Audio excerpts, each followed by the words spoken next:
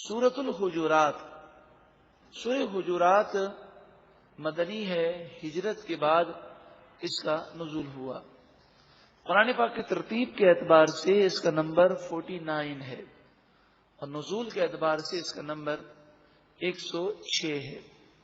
اس میں 18 آیتیں، 2 رکوع ہیں. حجرات حجروں کو کہتے ہیں، کمروں کو کہتے ہیں. اس سورہ مبارکہ میں نبی اکرم صلی اللہ علیہ وآلہ وسلم کی ازواج مطہرات کے حجرات، ان کے مبارک کمروں کا ذکر ہے. اس مناسبت سے اس سورہ مبارکہ کو سورۃ الحجرات کہتے ہیں. بسم اللہ الرحمن الرحیم. اللہ کے نام سے شروع جو بہت زیادہ مہربان نہایت رحم کرنے والا. یا ایھا الذین آمنوا، اے ایمان والو، لا تقدموا بین یدی اللہ ورسولہ، تم اللہ اور اس کے رسول سے آگے نہ نکلو. بعض لوگوں نے نبی اکرم صلی اللہ علیہ وآلہ وسلم سے پہلے قربانی کر لی، تو حضور تو نماز عید کے بعد قربانی کرتے، انہوں نے عید کی نماز سے پہلے قربانی کر لی. اس پر آیت کریمہ نازل ہوئی کہ اللہ اور اس کے رسول سے آگے نہ نکلو. اب وہ آگے تو نکلے تھے حضور سے، لیکن حضور سے آگے نکلنا گویا کہ اللہ سے آگے نکلنا ہے. واتقوا اللہ، اور اللہ سے ڈرو. ان اللہ سمیع علیم، بے شک اللہ تعالی سننے والا، علم والا ہے. نبی اکرم صلی اللہ علیہ وآلہ وسلم کا مقام و مرتبہ اس آیت کریمہ سے معلوم ہوا. اب دوسری آیت کریمہ حضور کی بارگاہ میں گفتگو کرنے کا ادب صحابہ کرام کو سکھاتی ہے. نبی اکرم صلی اللہ علیہ وآلہ وسلم اگر صرف ہماری ہی طرح عام بشر ہوتے، نعوذ باللہ من ذالک، یا ان کی حیثیت کسی پیغام لے کر آنے والے پوسٹ مین جیسی ہوتی، جیسا کہ نعوذ باللہ من ذالک انگریزوں کے دور میں جو کتابیں لکھی گئیں، ان میں سے بعض کتابیں ایسی ہیں کہ جس میں نبی کو پوسٹ مین کہا گیا، نعوذ باللہ من ذالک. پوسٹ مین آپ کے گھر پر آئے اور وہ آ کر آپ کو خط دے جائے تو آپ پر پوسٹ مین کی تعظیم کرنا اور اس پر ایمان لانا اور یہ ساری چیزیں کوئی واجب نہیں ہے.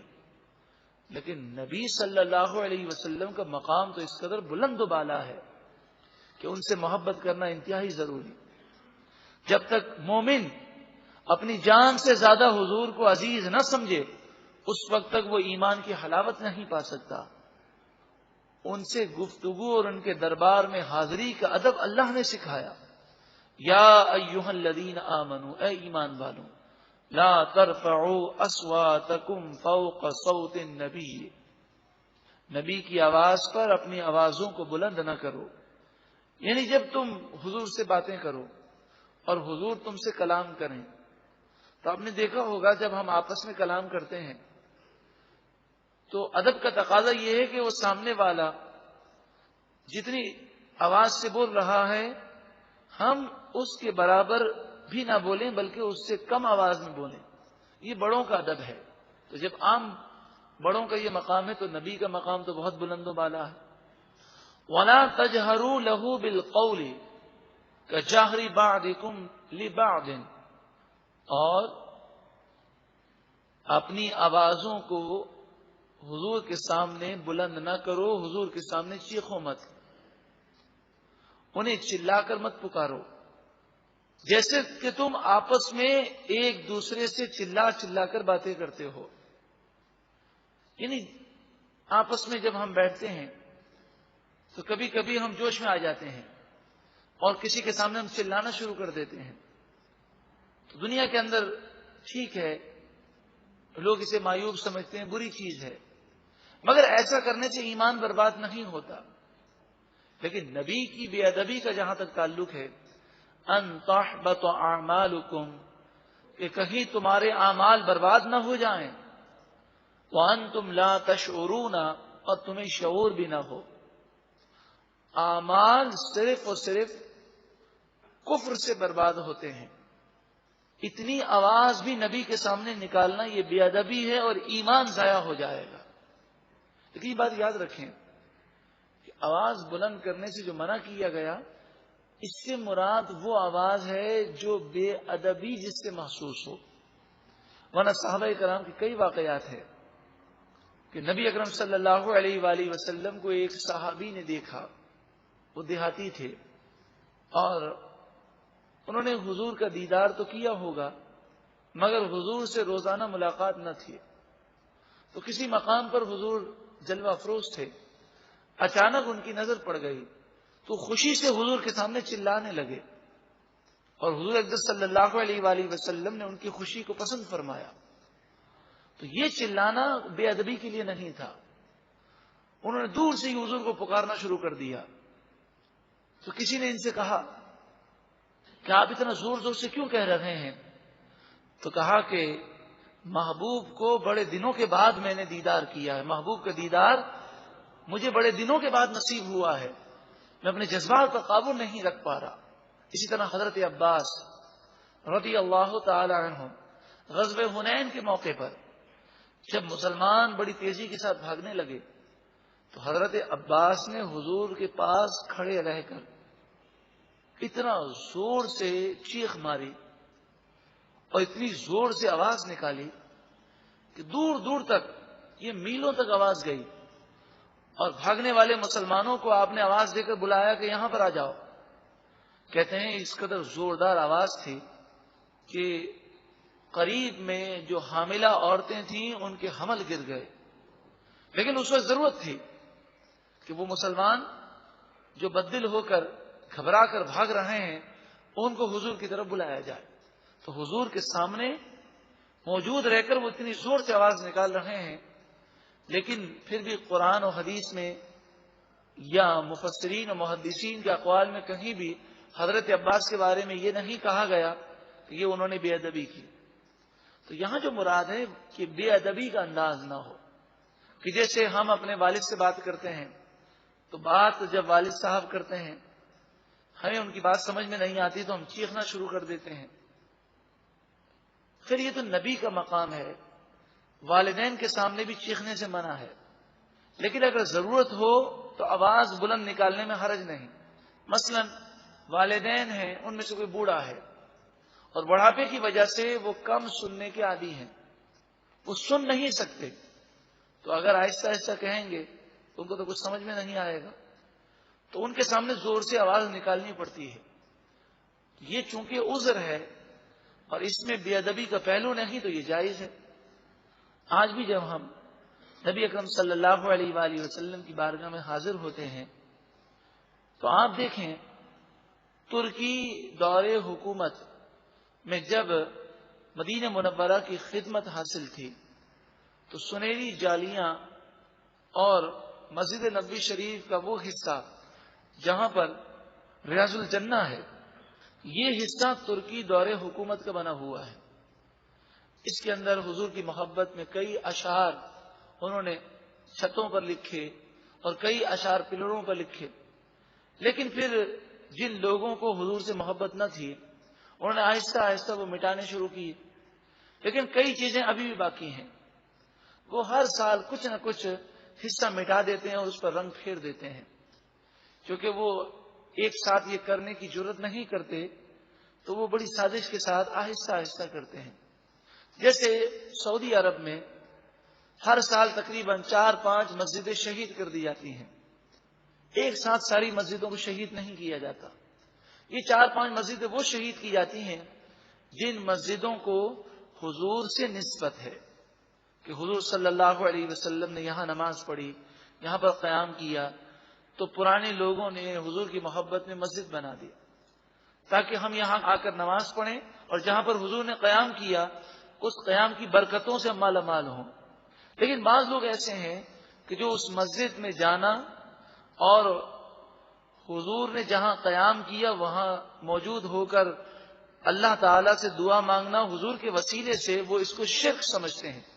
یہ ان کی نادانی ہے، اس لیے وہ کبھی پیٹرول پمپ کا بہانہ کر کے، کبھی استنجا خانوں کا بہانہ کر کے، کبھی روڈ کا بہانہ کر کے 4-5 مسجدیں ہر سال میں ایک سال میں وہ شہید کر دیتے ہیں. لیکن آج بھی اب تک سنہری جالیوں پر یہ آیت کریمہ اب تک لکھی ہوئی ہے، یا ایھا الذین آمنوا لا ترفعوا اصواتکم فوق صوت النبی۔ اگر حضور صلی اللہ علیہ وآلہ وسلم کے وصال کے بعد نعوذ باللہ من ذالک یہ عقیدہ ہوتا کہ حضور مٹی میں مل گئے، نعوذ باللہ من ذالک، یا یہ عقیدہ ہوتا کہ حضور کچھ سن نہیں سکتے، یا پھر حضور کے وصال کے بعد حضور کا ادب باقی نہ رہتا، تو پھر یہ آیت وہاں پر نہ لکھی جاتی کہ وہاں پر یہ حکم ہے کہ حضور کی بارگاہ میں سلام عرض کریں، حضور کی بارگاہ میں عرض کریں، مگر بے ادبی کا اسٹائل نہیں ہونا چاہیے کہ اگر بے ادبی کی تو اعمال برباد ہو جائیں گے۔ حضور کا ادب وصال سے پہلے بھی ہے اور بعد وصال بھی حضور کا ادب کرنا انتہائی ضروری ہے۔ ان الذین یغضون اصواتهم عند رسول اللہ، بے شک وہ لوگ کہ جو رسول اللہ صلی اللہ علیہ وسلم کے سامنے اپنی آوازوں کو پست رکھتے ہیں۔ جب وہ پہلی آیت کریمہ نازل ہوئی یعنی آیت نمبر 2، تو صحابہ کرام اتنے محتاط ہو گئے کہ حضرت صدیق اکبر رضی اللہ تعالی عنہ نے تو یہ عہد کیا کہ میں حضور کے سامنے ایسے بات کروں گا جیسے کسی سے سرگوشی کی جاتی ہے۔ صحابہ کرام اور زیادہ محتاط ہو گئے، تو فرمایا بے شک وہ لوگ کہ جو رسول اللہ صلی اللہ علیہ وسلم کے پاس اپنی آوازوں کو پست رکھتے ہیں، اولئک الذین امتحن اللہ قلوبہم للتقوی، یہی وہ لوگ ہیں کہ اللہ تعالی نے ان کے دلوں کو تقوی اور پرہیزگاری سے بھر دیا۔ یعنی حضور کی محفل میں ضرورتاً کسی سے بات بھی کرو تو اس سے بھی بات کرنے میں احتیاط کرو اور آواز کو پست رکھو کہ حضور موجود ہیں اور تمہاری آوازیں بلند ہوں۔ آج بھی ایسے عشاق مدینہ منورہ میں ہیں کہ وہ مسجد نبوی شریف میں بات کرنے کو تیار نہیں ہوتے، اور اگر بات بھی کریں تو ایسا کرتے ہیں جیسے سرگوشی کر رہے ہوں، کان میں آہستہ سے گفتگو کرتے ہیں اور کہتے ہیں توبہ توبہ، حضور کی مسجد میں حضور جلوہ افروز ہیں اور ہم بلند آواز سے بات کریں۔ لیکن کچھ بیچارے وہ موبائل فون لے جاتے ہیں، مسجد نبوی شریف میں مسجد حرام میں میوزیکل ٹیونز بجتی ہیں، موبائل پر باتیں بھی کرتے ہیں، دنیاوی باتیں بھی کرتے ہیں، اور یہ ساری چیزیں در حقیقت دیکھا جائے تو عشق رسول سے مناسبت نہیں رکھتے کہ جب بندہ مسجد نبوی پہنچے تو اس کی ساری توجہ حضور کی طرف ہو، اور جب بندہ مسجد حرام پہنچے تو اس کی ساری توجہ خانہ کعبہ کی طرف ہو، وہ دنیا اور دنیا داروں کی طرف توجہ نہ دے۔ لہم مغفرۃ و اجر عظیم، انہی کے لیے مغفرت ہے اور اجر عظیم ہے۔ اب مجھے بتائیے کہ اگر کسی کے آپ گھر پر جائیں اور گھر پر گھنٹی نہ ہو تو آپ دروازے پر دستک دیں گے، اگر دروازہ بھی نہ ہو اور صرف پردہ ہو تو بتائیے آپ اسے کیسے بلائیں گے، آواز دیں گے اور آپ کہیں گے بھئی ہم آپ سے ملاقات کرنا چاہتے ہیں۔ یہ ہمارے اور آپ کے لیے تو درست ہے، لیکن نبی کا مقام تو بہت بلند و بالا ہے۔ نبی اکرم صلی اللہ علیہ وآلہ وسلم اپنے حجرے مبارکوں میں سے کسی ایک حجرے میں تھے۔ ازواج مطہرات کے کئی حجرے تھے، اور ایک روایت کے مطابق 9 حجرے اور دوسری روایت کے مطابق 11 حجرے تھے۔ ان میں سے کسی حجرے میں تھے۔ اب ایک قافلہ آیا جو باہر سے آیا، وہ حضور سے ملاقات کرنا چاہتے تھے۔ اب انہیں پتہ نہیں تھا کہ حضور کس حجرے میں ہیں، اس وقت حجروں پر دروازے نہیں تھے، پردے تھے، اب وہ دستک بھی نہیں دے سکتے تھے، تو انہوں نے حضور کو پکارا اور کہا کہ یا رسول اللہ صلی اللہ علیہ وسلم، ہم آپ سے ملنا چاہتے ہیں، آپ ہم سے ملاقات کرنے کے لیے باہر تشریف لے آئیے۔ قرآن مجید فرقان حمید نے انہیں بے عقل قرار دیا، نا سمجھ قرار دیا۔ ان الذین ینادونک من وراء الحجرات اکثرهم لا یعقلون، بے شک وہ لوگ جو آپ کو حجروں کے پیچھے سے بلاتے ہیں ان میں سے اکثر ناسمجھ ہیں، بے عقل ہیں۔ وَلَوْ أَنَّهُمْ صَبَرُوا، اور اگر وہ صبر کرتے، حَتَّى تَخْرُجَ إِلَيْهِمْ، یہاں تک کہ آپ ان کی طرف نکل آتے۔ اب یہ آ گئے تھے تو انہیں چاہیے تھا کہ یہ آواز نہ دیتے اور حضور کو باہر نکلنے کی تکلیف نہ دیتے، بلکہ وہ باہر بیٹھے رہتے۔ جب حضور نکلتے تو عرض کرتے، یا رسول اللہ صلی اللہ علیہ وسلم، ہم اس کام کے لیے آئے ہیں۔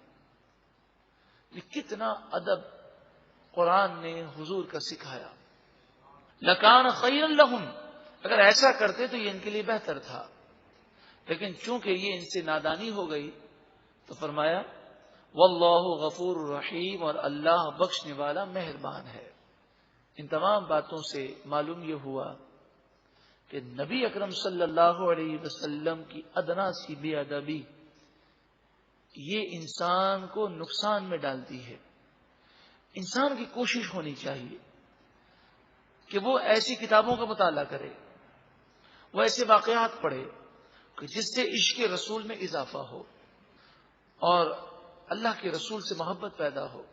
یقیناً جب اللہ کے رسول سے محبت ہوگی تو ان کے فرمان سے بھی محبت ہوگی، ان کی سنتوں سے بھی محبت ہوگی، اور وہ جو دین اور قرآن لے کر آئے اس سے بھی محبت ہوگی، اور جب رسول اللہ سے محبت ہوگی تو اللہ سے بھی محبت ہوگی، کیونکہ اللہ کی محبت حاصل کرنے کا ذریعہ رسول اللہ کی محبت ہے۔ جو اللہ سے محبت کرنے کا دعویٰ کرے اور اسے حضور سے محبت نہ ہو، وہ حضور کی تعظیم و توقیر بجا نہ لائے، وہ حضور جو عیب سے پاک ہے ان کے عیب ڈھونڈے، بار بار وہ اسی بحث میں لگا رہے کہ ان کو یہ پتہ نہیں تھا، وہ یہ نہیں جانتے تھے، وہ یہ نہیں کر سکتے تھے۔ زبردستی انسان اگر اسی سوچ میں لگ جائے تو آپ مجھے بتائیے کیا کوئی اپنے والد کے بارے میں ایسی بحث کرنا پسند کرتا ہے؟ حالانکہ ہمارے والدین میں ہزاروں عیب ہوں گے، لیکن ادب کا یہ تقاضا ہے کہ ان کے عیبوں کو بیان نہ کیا جائے۔ تو سوچیں وہ نبی جو عیب سے پاک ہیں، ان کے عیب تلاش کرنا اور عیب بتانے والا کیا مومن ہو سکتا ہے؟ کیا اس کے دل میں عشق رسول ہو سکتا ہے؟ اگر رسول اللہ سے محبت ہو تو حضور کے فضائل سن کر خوشی محسوس ہوتی ہے۔ آپ دنیا میں ایسے لوگوں کو دیکھیں گے کہ جن کے سامنے حضور کی شان بیان کی جائے تو ان کا منہ بجھ جاتا ہے، وہ حضور کی شان، حضور کی تعظیم و توقیر اور محبت کے واقعات سننے کی تاب نہیں لا سکتے۔ تو یہ بہت بڑی نادانی ہے۔ مومن تو ایک ہی سوچ مومن کی ہوتی ہے کہ جس محبوب سے مجھے محبت ہے اس کی شان میرے سامنے بیان کی جائے۔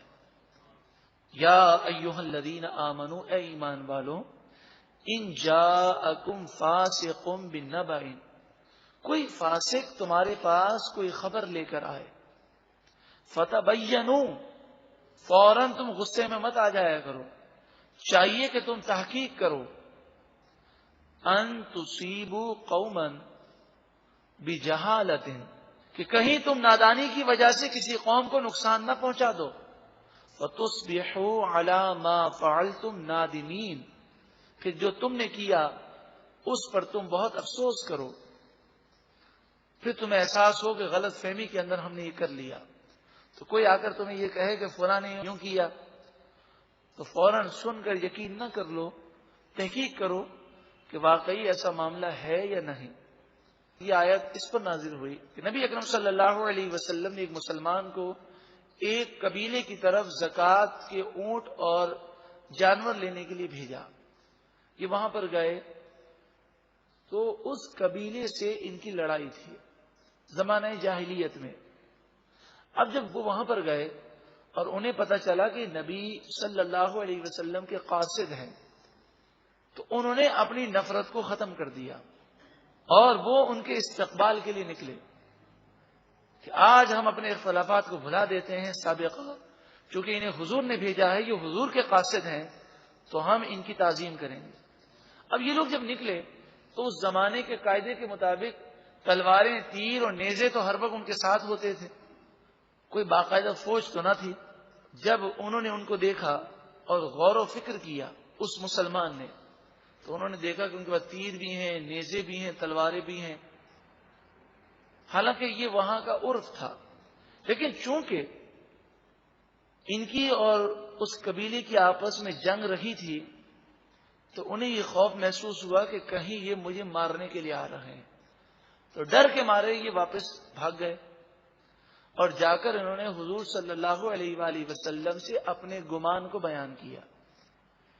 لیکن انہوں نے یہ نہیں کہا کہ میرا یہ گمان ہے، بلکہ وہ اپنے گمان کو حقیقت سمجھے اور انہوں نے کہا یا رسول اللہ صلی اللہ علیہ وسلم، میں تو وہاں گیا تو یہ تو مجھے مارنے کے لیے آ گئے، ان کے ہاتھ میں نیزے بھی تھی اور تلواریں بھی تھیں، تو میری پرانی دشمنی ہے اور یہ زکوٰۃ دینا نہیں چاہتے اور ان کے کرتوت یہ بتاتے ہیں کہ یہ مرتد ہو چکے ہیں.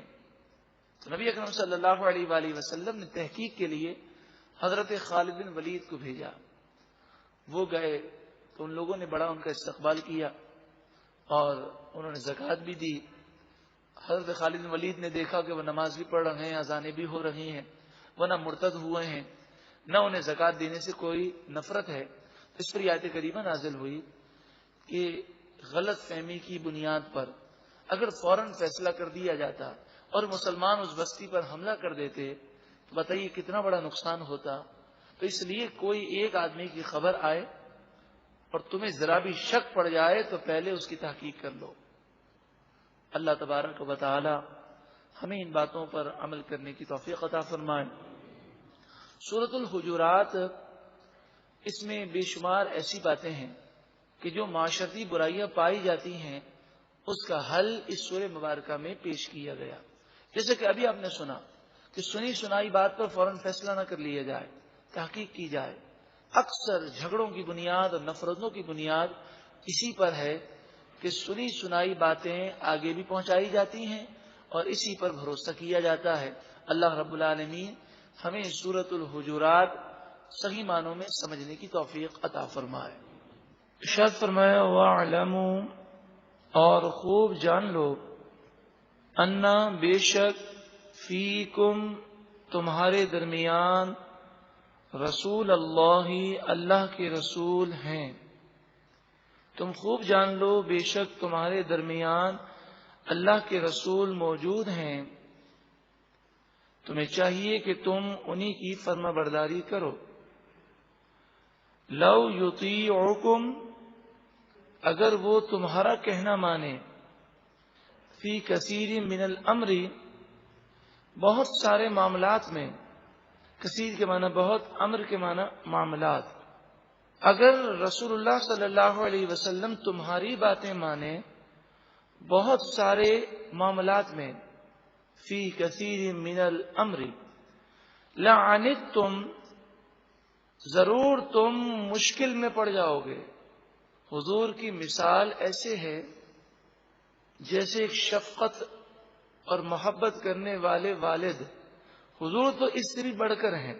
سمجھانے کے لیے مثال ہے کہ والدین اگر اپنے چھوٹے بچوں کی خواہشات کے مطابق عمل کرتے رہیں اور ہر بات میں ان کا کہنا ماننے لگیں تو بچے ناقص العقل ہیں، ان میں عقل کم ہوتی ہے، تو کبھی کبھی وہ اس چیز کا مطالبہ کرتے ہیں اور بچے وہ چاہتے ہیں جو بچوں کے لیے نقصان دہ ہے. تو فرمایا رسول اللہ صلی اللہ علیہ وآلہ وسلم تمہاری خواہشات پر چلیں تو اس میں تمہارا خود اپنا نقصان ہے. تمہیں چاہیے کہ تم حضور کی پسند کو اپنی پسند بنا لو. لو یطیعکم، اگر رسول اللہ صلی اللہ علیہ وسلم تمہاری باتیں مانیں، فی کثیر من الامر، بہت سارے معاملات میں، لعنتم، ضرور تم مشکل میں پڑ جاؤ گے. وَلَكِنَّ اللَّهَ حَبَّبَ إِلَيْكُمُ الْإِيمَانَ، ہاں لیکن اللہ نے تمہارے لیے ایمان کو پسند فرمایا تو اس نے کرم کیا اور تمہیں حضور کی فرما برداری کا حکم دیا. جب تم حضور کی فرما برداری کرو گے اور حضور کی سیرت اور آپ کی سنتوں کو اپناؤ گے تو اس سے تمہارا ایمان مزید مضبوط ہوگا. وَزَيَّنَهُ فِي قُلُوبِكُمْ، اور اللہ نے کرم کیا تمہارے دلوں میں ایمان کو آراستہ اور مزین کر دیا. وَكَرَّهَ إِلَيْكُمُ الْكُفْرَ، اور تمہارے لیے کفر کو ناپسندیدہ بنا دیا۔ حدیث پاک میں فرمایا کہ ایمان کی حلاوت وہی پا سکتا ہے کہ وہ کفر کی طرف جانے کو اس قدر ناپسند کرے جیسے آگ میں کودنے کو، اس قدر اسے کفر سے نفرت ہونی چاہیے۔ اور اللہ نے تمہارے لیے والفسوق والعصیان، نافرمانی اور گناہوں کو ناپسند کر دیا کہ تم ان سے نفرت رکھو۔ فرمایا بندہ مومن گناہوں سے اس قدر شدید نفرت رکھتا ہے کہ اگر دنیا کی ساری دولت کا نقصان ہو جائے، اس کے نزدیک اس سے بڑا نقصان ایک چھوٹا سا گناہ کرنا ہے، اس قدر اسے گناہوں سے نفرت ہونی چاہیے۔ اولئک هم الراشدون، یہی وہ لوگ ہیں جو ہدایت یافتہ ہیں، سیدھے راستے پر ہیں، اور یہ جسے حاصل ہو جائے فضلا من اللہ، یہ اللہ کا فضل ہے، ونعمتا، اور اللہ کی عظیم نعمت ہے، واللہ علیم حکیم، اور اللہ علم والا حکمت والا ہے۔ اے مالک و مولا، تو ایمان کو ہمارے دلوں میں مضبوط کر دے، کفر سے، نافرمانی سے اور گناہوں سے ہمیں شدید نفرت عطا فرما، اپنا فضل، اپنی رحمت اور اپنی نعمت ہمیں عطا فرما۔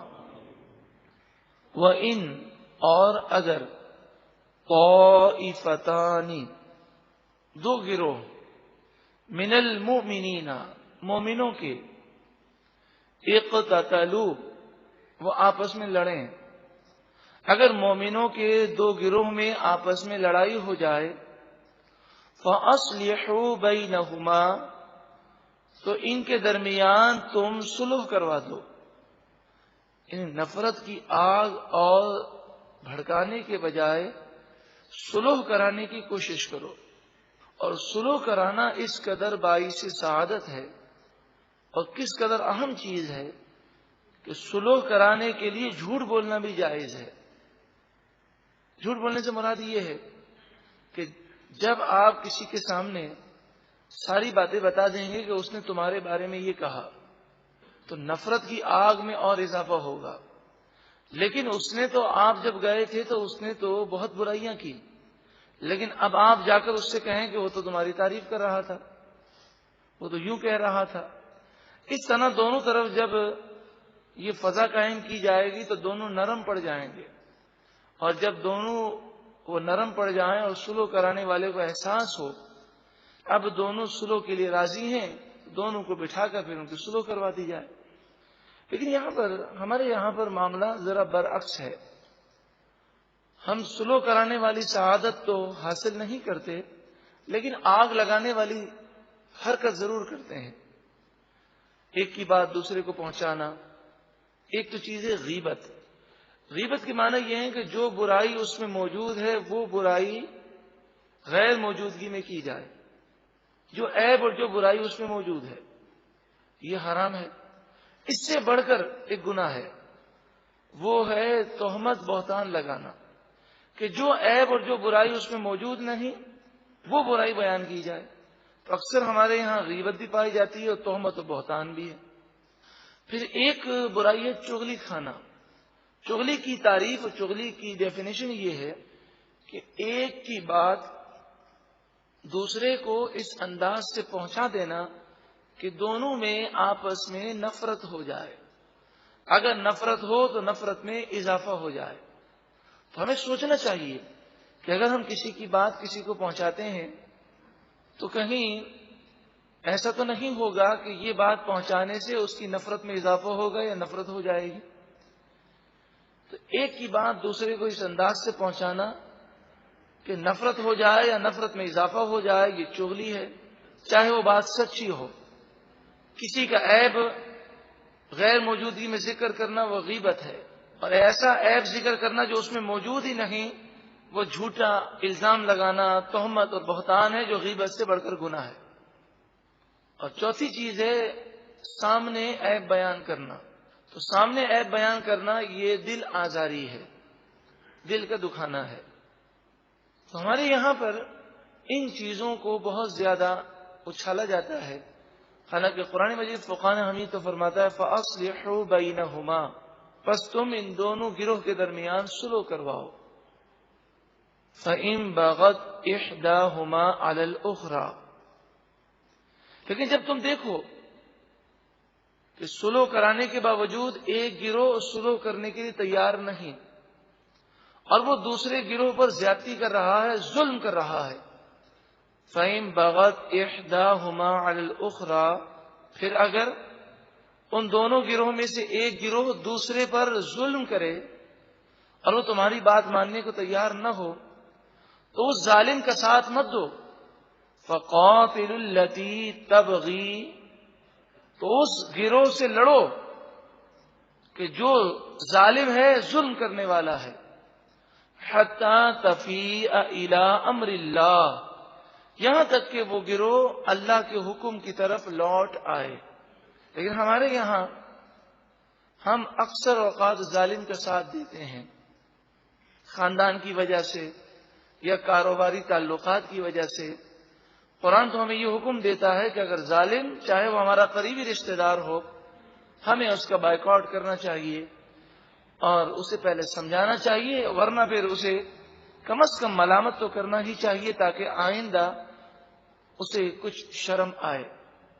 فَإِن فَاءَتْ، پھر اگر وہ گروہ لوٹ آئے، یعنی وہ توبہ کرنے پر راضی ہو جائے، ظلم سے باز آ جائے، فَأَصْلِحُوا بَيْنَهُمَا بِالْعَدْلِ وَأَقْسِطُوا، پس تم ان کے درمیان انصاف سے صلح کرواؤ.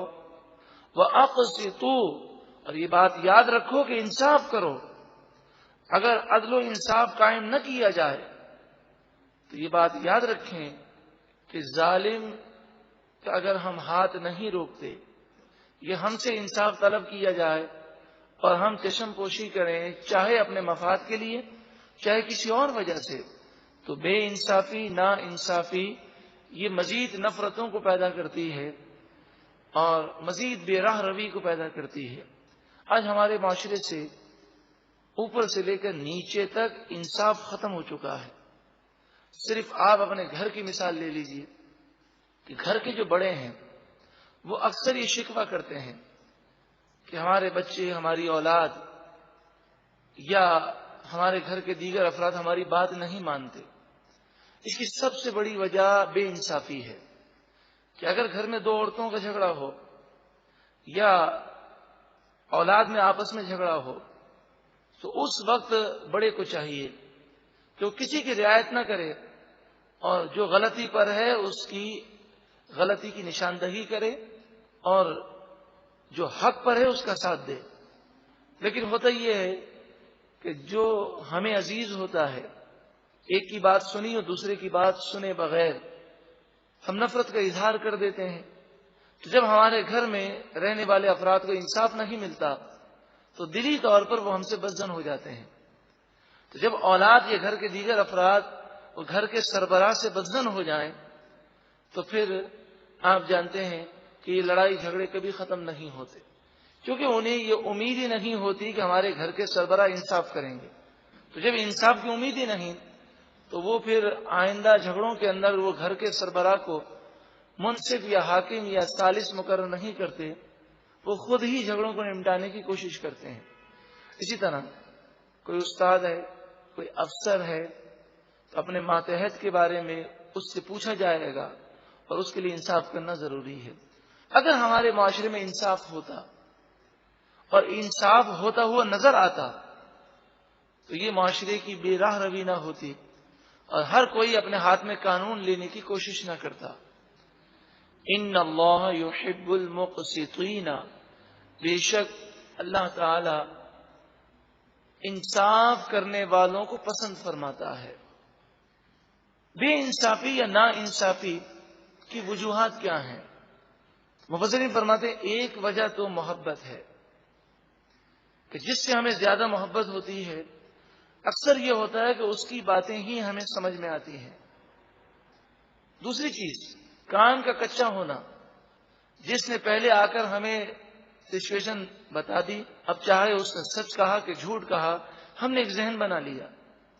جب وہ ذہن بنا لیا تو اس صورت میں دوسرے کی بات وہ کسی صورت میں سمجھ نہیں آتی. اور تیسرا فرمایا بے انصافی کی وجہ وہ دنیاوی مفاد ہے. کسی سے انسان کا مفاد وابستہ ہوتا ہے، چاہے کاروباری ہو چاہے اور کوئی مفاد ہو، تو وہ انصاف کے تقاضوں کو پورا نہیں کرتا. اسی لیے دنیا کے اندر یہ قانون ہے کہ جو کورٹ کے جج ہیں، یہ اصل میں تو اسلامی قانون ہے، انہوں نے اسلامی قوانین سے اسے عکس کیا کہ کورٹ کا جج کسی سرکاری ملازم کی دعوت قبول نہیں کر سکتا. یہ اصول سب سے پہلے تو اسلام نے دیا. یہاں تک کہ امیر المومنین حضرت علی رضی اللہ تعالی عنہ کا ایک مسئلہ تھا.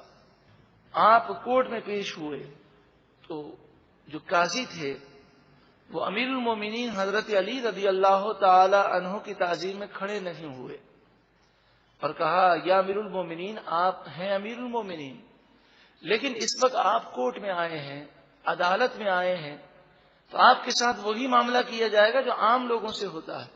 لاکھوں مربع میل کی سلطنت کا بادشاہ خلیفۃ المسلمین امیر المومنین کے لیے بھی لازمی ہے کہ اگر کورٹ عدالت کا قاضی اسے بلائے تو وہ اسے حاضر ہونا پڑے گا.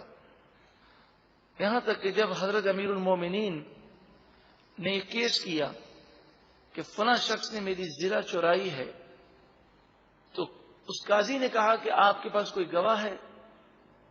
تو آپ نے کہا میرے پاس کوئی گواہ نہیں ہے، صرف یہ ہے کہ یہ میری زرہ ہے، اس کے متعلق میرا بیٹا جانتا ہے اور میرا غلام ہے وہ جانتا ہے، یہ دونوں گواہی دے سکتے ہیں. حضرت امیر المومنین حضرت علی رضی اللہ تعالیٰ عنہ نے یہ جملہ کہا، اور آپ ہو سکتا ہے آگے یہ جملہ کہنے والے ہوں کہ بیٹے اور غلام کی تو گواہی قبول نہیں ہوتی، اس لیے میں نے آپ سے کہا کہ میرے پاس کوئی گواہ نہیں. تو قاضی نے فوراً یہ سنتے ہوئے کہا کہ یہ بات تو آپ جانتے ہی ہیں کہ بیٹے کی گواہی ہم قبول نہیں کر سکتے آپ کے حق میں، اور آپ کے غلام کی گواہی آپ کے حق میں قبول نہیں کی جا سکتی. تو حضرت علی نے کہا کہ بات درست ہے، میں اپنا کیس واپس لیتا ہوں. حالانکہ وہ ذرا حضرت علی ہی کی تھی، مگر اسلامی قوانین کے مطابق آپ کے پاس ایسے گواہ نہ تھے کہ آپ ثابت کر سکیں یہ میری زرہ ہے. تو آپ نے اپنا کیس واپس لے لیا. دیکھیں کس قدر انصاف کے تقاضوں کو ہمارے خلفائے راشدین نے پورا کیا. تو جب انصاف کے تقاضے پورے نہیں ہوں گے تو پھر ہر کوئی قانون کو ہاتھ میں لینے کی کوشش کرے گا. ان اللہ یحب المقسطین، بے شک اللہ تعالی انصاف کرنے والوں کو پسند فرماتا ہے. انما المؤمنون اخوۃ، مومن آپس میں بھائی بھائی ہیں. فاصلحوا بین اخویکم، پس تم بھائیوں کے درمیان صلح کروا دو. بھائی کا جو رشتہ ہے وہ لڑائی کے بعد بھی قائم رہتا ہے. بھائی اور دوست کی مثال حضرت شیخ سعدی علیہ رحمہ نے بڑی پیاری دی. آپ نے فرمایا کہ دوست جو ہے وہ یاقوت ہے، ہیرا ہے، اور بھائی جو ہے وہ سونا ہے. تو کسی نے کہا یہ کیوں؟ آپ نے دوست کو بھائی سے فوقیت دی کہ سونے کے مقابلے میں اسے ہیرا کہہ رہے ہیں. آپ نے فرمایا کہ سونا جو ہوتا ہے اس میں کوئی خرابی پیدا ہو جائے تو اسے آگ پر پگھلا کر بہت اچھی شکل میں دوبارہ بنا سکتے ہیں، لیکن ہیرے اگر ہیرا ٹوٹ جائے تو جوڑیں گے تب بھی اس میں درار محسوس ہوگی. تو یہاں پر مسلمانوں کو دوست نہیں کہا گیا، بھائی کہا گیا. یعنی ایمانی رشتہ ایسا ہے کہ جب آپس میں صلح ہو جائے تو پھر وہ نفرت کی درار باقی نہیں رہنی چاہیے. بالکل اس طرح مل جائیں کہ اگر سونے کی کوئی زیور اگر ٹوٹ بھی جائے تو دوبارہ اس کو اگر آگ پر سیٹ کر کے بنائیں تو اس میں ٹوٹنے کا کوئی نشان باقی نہیں رہتا. واتقوا اللہ، اور اللہ سے ڈرو، لعلکم ترحمون، تاکہ تم پر رحم کیا جائے.